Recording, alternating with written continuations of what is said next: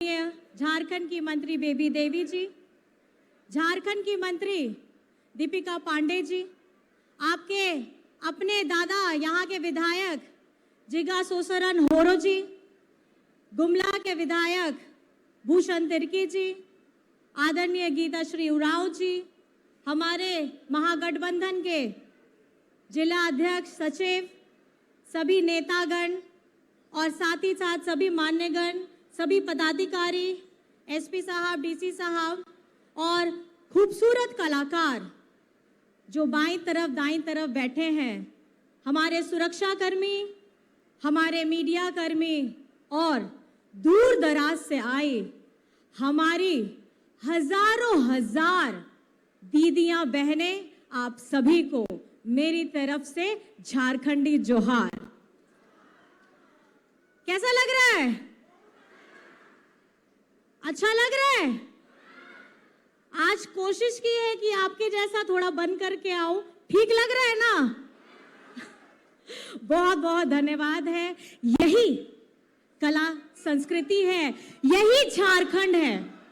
और आप अगर अलग अलग हिस्सों में जाएंगे, आप अलग अलग हिस्सों में जाएंगे तो आपको कहीं ना कहीं हमारी आदिवासी संस्कृति की एक अलग अलग खुशबू आपको दिखाई देगी, पहचान दिखाई देगी। चाहे आप कपड़ों में देखें, चाहे आप कला संस्कृति में देखें, चाहे आप हमारे पूजा करने की पद्धति को देखें। ये झारखंड इतना खूबसूरत है, इतना सुंदर है कि हमारे यहाँ सरहुल हो, कर्मा हो, सोहराय हो, हम सभी लोग इसे मिलजुल करके मनाते हैं। और कहीं ना कहीं एक मिट्टी की सौंधी खुशबू आती है, कहीं ना कहीं हमारे हरे हरे पेड़, हमारे पहाड़ हमें बहुत कुछ सिखाते हैं, हमारी प्रकृति हमें बहुत कुछ सिखाती है। हमारी आदिवासी संस्कृति में हमारे भगवान हमारे प्रकृति होते हैं। आज जहां हम पेड़ों की पूजा करते हैं, बुरु पहाड़ की पूजा करते हैं, धरती की पूजा करते हैं, नदियां की पूजा करते हैं, ये क्या है? ये हमारे प्रकृति है जो हमें जीवन देते हैं। और हमारी मानव जाति को ये समझना होगा कि हम लोग बरसों बरस पहले ही हम जानते थे कि अपनी धरती को, अपने वृक्ष को, अपने पहाड़ों को, नदियों को, अपनी प्रकृति को किस तरीके से संजो करके चलना है। और मैं समझती हूँ कि हमारी पहचान, हमारी कला, हमारी संस्कृति हमारा गुमान है, हमारी भाषा बोली हमारी गुमान है। अगर हम अपनी कुड़ुक भाषा को ही ले लें, आपको मैं बताना चाहूंगी, हमारे आदरणीय मुख्यमंत्री जी ने पत्र लिखा है कि हमारी कुड़ुक भाषा को संविधान की 8वीं अनुसूची में लाया जाए। और वो लड़ते रहेंगे, और वो लड़ते रहेंगे तब तक जब तक हमारी भाषा, हमारी समृद्धि, हमारी संस्कृति को पहचान नहीं मिल जाए। हमारी आने वाली पीढ़ी क्या सीखेगी जब हमारी अपनी भाषा, बोलने वाली भाषा ही अगर नहीं बचेगी? तो आप आश्वस्त रहिएगा, हेमंत सोरेन जी हमारे आदिवासियत को बखूबी से जानते हैं, पहचानते हैं और इसको निरंतर आगे बढ़ने का काम करते हैं। और मैं आपको साथ ही साथ ये जरूर बताना चाहूंगी कि हमारे विपक्षी लोग किस तरीके से त्रस्त हो गए हैं। इनको कभी भी झारखंड की झारखंडियत पसंद ही नहीं आती है। अगर मैं आपको बताना चाहूं, 2014 में जब इनकी सरकार बनी थी, 16 होते होते इन्होंने क्या किया? हमारे अल्पसंख्यक विद्यालयों में शिक्षकों की बहाली बंद कर दी। आप जानते हैं, चाहे सिमडेगा हो, गुमला हो, लोहरदगा हो, यहां पर भी हमारे शिक्षा का स्तर जिस तरीके से मजबूत हुआ है, उसमें अल्पसंख्यक विद्यालयों का बहुत बड़ा स्थान है। और कहीं ना कहीं ये हमें तकलीफ देना चाहते हैं, ये चाहते नहीं है कि हम शिक्षित हों। ये लोग बहाली बंद करते हैं, लेकिन जनता के अनुरूप, जनता का मनोभाव जानने के बाद हेमंत सोरेन जी ने वो बहाली शुरू की। वो जानते हैं कि झारखंड को अगर आगे बढ़ाना है तो इनका शिक्षित होना बहुत ज्यादा जरूरी है, और हमारे विद्यालय, हमारे शिक्षक इसमें रहने बहुत ज्यादा जरूरी हैं। आपको मैं बताना चाहूंगी, हमारे विपक्षी के लोग झारखंड में हजार स्कूल बंद करवाते हैं, और आपके दादा, आपके बेटा सीएम स्कूल ऑफ एक्सीलेंस और हमारे बच्चों को पढ़ाने के लिए सावित्रीबाई फुले की योजना से जोड़ने का काम करते हैं। क्या है ये सावित्रीबाई फुले योजना? ये वो योजना है जिससे हमारी बच्चियों को, हमारे बच्चों को उनकी पढ़ाई ना रुके, वे अपना सपना देख करके निरंतर आगे बढ़ते रहे। ये है फुले योजना। और उसके साथ दादा ने आपको बताया, विदेश में अगर किसी बच्चे को पढ़ने का सपना है, ये भी झारखंडी सरकार पूरा कर रही है मरांगोंग के स्कॉलरशिप के तहत। और इसमें आपका एक भी रुपया आपके जेब से नहीं लगेगा। ये है हमारी झारखंडी सरकार, शिक्षा के स्तर पे इतना काम कर रही है। और आप जानते हैं, ये झारखंडी सरकार हमारी अपनी सरकार, ये अबुआ सरकार नियोजन नीति लाती है, सरना धर्म कोड लाती है और पिछड़ों के लिए आरक्षण लाती है। किसके लिए? क्या सरना धर्म कोड हमारा अस्तित्व नहीं है? हमारी पहचान क्या है? हमारी पहचान हमारी संस्कृति है, हमारा अपना सरना धर्म कोड है। तो इसके लिए हम लोगों ने इसे विधानसभा से पारित कराया, और विधानसभा से पारित हम कराते हैं और आगे जाकर के ये लोग रोक देते हैं। इनकी मंशा सबको समझनी होगी, हमारे विपक्षियों की। ये भाजपा वाले नहीं चाहते हैं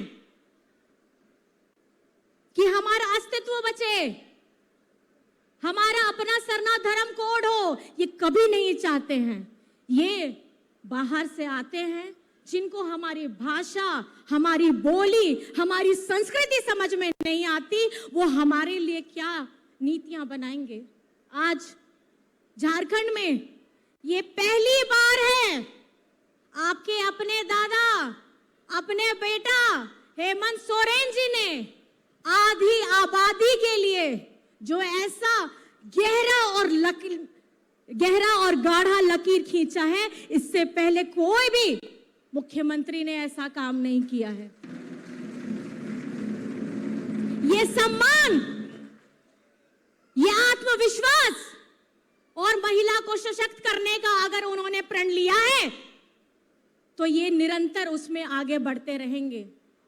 हमारे विपक्षी लोग, उनको कभी नहीं सुहाता है, अपने दिमाग से ये कोई नई नीति बना के नहीं लाते हैं, लेकिन हाँ, हमारी नीतियों में कैसे रोड़ा बनना है, ये काम इन्हें बखूबी आता है।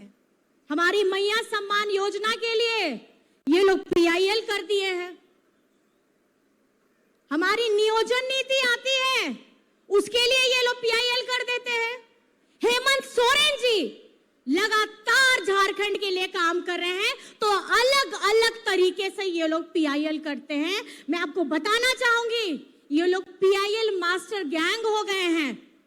ये चाहते नहीं हैं कि हमारा झारखंड अव्वल नंबर पे आए, ये नहीं चाहते हैं। ये चाहते क्या है वो मैं आपको बताती हूं। ये चाहते हैं कि इस झारखंड की धरती के अंदर जितने खजाने हैं, ये खजाने लेंगे और अपने दूसरे राज्यों को चमकाएंगे। लेकिन अगर हेमंत सोरेन जी आपका अपना पैसा, अपना झारखंड का पैसा 1,36,000 करोड़ मांगते हैं, तो इनको तकलीफ हो जाती है। ये पैसा किसका है? ये पैसा आपका है, और जिसके लिए हेमंत सोरेन जी निरंतर अपनी लड़ाई लड़ रहे हैं। वो क्यों कर रहे हैं ऐसा? क्योंकि वो जानते हैं आदरणीय दिशम गुरुजी ने किस तरीके से अपना बचपन हो, अपनी जवानी हो, पूरा का पूरा झारखंड को समर्पित किया है। वे तकलीफ जानते हैं।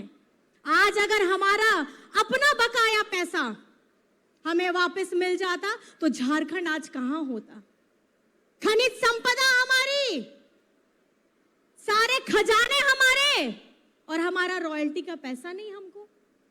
उसी तरीके से झारखंड के साथ ऐसा व्यवहार होता है, इनके लिए झारखंड खाली भेदभाव करने का एक मापदंड में टॉप नंबर पे आता है, और जब हमें कुछ मिलना हो राशि के तौर पे तो सबसे निम्न स्तर पे आता है। झारखंड का अपना मनरेगा का कितना पैसा बकाया है? हजारों करोड़ रुपए केंद्र सरकार के पास में बकाया है। लेकिन ये चाहते नहीं है कि हमारी यहाँ की जनता खुशहाल हो, ये नहीं चाहते। ये सुंदर सुंदर पेड़, ये सुंदर सुंदर पहाड़, ये इनको तोड़ना जानते हैं, इसको खराब करना जानते हैं। लेकिन यहां पर में झारखंड की आवाम को कैसे खुशहाली मिले, इसके बारे में इनके पास में कोई प्लान नहीं है।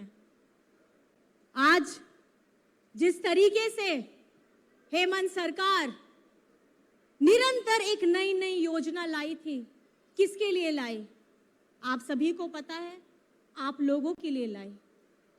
बिरसा हरित ग्राम योजना। क्या है ये बिरसा हरित ग्राम योजना? आप हेमंत जी की सोच को अगर पकड़ने की कोशिश करेंगे, उसकी गहराई में जाने की कोशिश करेंगे तो आपको समझ में आएगा। चाहे हमारी महिलाएं गर्भावस्था में हो, चाहे वे वृद्धावस्था में हो या दिव्यांग हो, उनके लिए भी ये योजना है। जानते हैं शारीरिक श्रम बहुत ज्यादा नहीं हो सकता है इस अवस्था में, उनके लिए बिरसा हरित ग्राम योजना है। आम के बागान लगाइए, फलदार पौधे लगाइए, एकड़ एकड़ जमीन में उसकी देख रेख कर सकती हैं। बहुत ज्यादा शारीरिक श्रम की जरूरत नहीं होती, और उसकी देख रेख करने के लिए भी ये झारखंडी सरकार राशि देती है। तो आप समझ सकते हैं, अगर आप उम्र के किसी भी पड़ाव में हैं, झारखंड में आप कोई ना कोई योजना के साथ जरूर जुड़े हुए रहेंगे। ये सोच है माननीय हेमंत सोरेन जी की। आज आप सभी जान रहे हैं, हम इस यात्रा में निकले हैं। इस यात्रा में हम निरंतर आगे बढ़ रहे हैं, लोगों से मिल रहे हैं, और ये जानने का भी प्रयास कर रहे हैं कि झारखंड में जो इतनी सारी योजनाएं चल रही हैं, आप लोगों को पसंद आ रही है कि नहीं। तो मैं इसलिए आप लोगों से पूछना चाह रही हूं कि आप लोगों को झारखंडी योजनाएं पसंद है? आप लोगों को झारखंडी योजनाएं पसंद हैं? पसंद है? मैया सम्मान योजना पसंद है? बिरसा हरित ग्राम योजना पसंद है? हमारी सावित्रीबाई फूले योजना पसंद है? अबुआ आवास योजना पसंद है हमारी? और मैं क्या करूं, गिनतियां तो बहुत लंबी हैं, आप लोग भी थक जाइएगा। लेकिन एक खुशहाल जो सौगात मिली है, हमारी आदरणीय कृषि मंत्री जी भी है, दीपिका पांडे जी भी हैं, उनके ही विभाग से हजारों किसानों को उनकी ऋण माफी हुई है। हर एक किसान की 2 लाख की ऋण ये माफी हुई है। और ये कौन सोचता है? ये आपका अपनी सरकार हेमंत सोरेन जी सोचते हैं। और केंद्र में बैठी सरकार क्या करती है? केंद्र में बैठी सरकार करती है कि किसानों पे कैसे गोली दागा जाए, पिछड़ों को कैसे आरक्षण नहीं मिले, कैसे हम लोगों को अपना सरना धर्म कोड नहीं मिले। ये वे लोग हैं जो कभी भी ये नहीं चाहते हैं कि आप सशक्त बने, जमीनी स्तर पे आप सशक्त बने, ये कभी आपको मजबूत होने देना नहीं चाहते हैं। इसलिए मैं आप सभी को ये कहना चाहूंगी कि शिक्षित होइए, अपने हक अधिकार को के बारे में जानने का प्रयास करिए, उसके लिए लड़ने के लिए तैयार रहिए। तो मैं आपसे पूछना चाहूंगी, आप हेमंत सोरेन जी के साथ में हैं? आप हेमंत सोरेन जी के साथ में हैं? आप इस अपनी अबुआ सरकार के साथ में हैं? बहुत बहुत धन्यवाद है, क्योंकि यही ताकत, आपकी यही ऊर्जा हमें अपनी यात्रा को आगे बढ़ाने में निरंतर सहयोग करती रहती है और आगे भी हमें इस यात्रा को बढ़ाना है। अपनी इन्हीं बातों से मैं अपनी बातों को समाप्त करती हूं। आप सभी यहां आए हैं और आपने इत्मीनान से हमारी बातों को सुना है, इसके लिए मैं तहे दिल से आपका धन्यवाद करना चाहती हूं, आपका आभार करना चाहती हूं और सभी को मेरी तरफ से झारखंडी जोहार करना चाहती हूं। जय हिंद, जय झारखंड।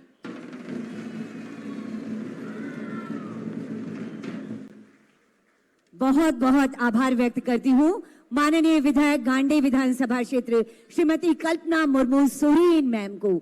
यकीनन हमने माननीय मुख्यमंत्री जी के ऊर्जावान नेतृत्व में पिछले 5 वर्षों में बदलते झारखंड को देखा है, हमने खुशहाल होते झारखंड को देखा है, हमने लहलहाते खेत और खलिहानों को देखा है, हमने युवाओं के हाथों में रोजगार को देखा है, हमने अपनी दीदियों के चेहरे पर चमक देखी है। जी हाँ, ये है माननीय मुख्यमंत्री श्री हेमंत सोरेन जी के नेतृत्व वाली हमारी सरकार का आपसे पक्का वादा, जो निभा रही है अपना एक एक वादा। और हमारे किसानों के लिए, हमारे पशुपालकों के लिए और सहकारिता से जुड़े तमाम भाई बहनों के विकास के इसी पक्के वादे को साथ लेकर जब एक कारवां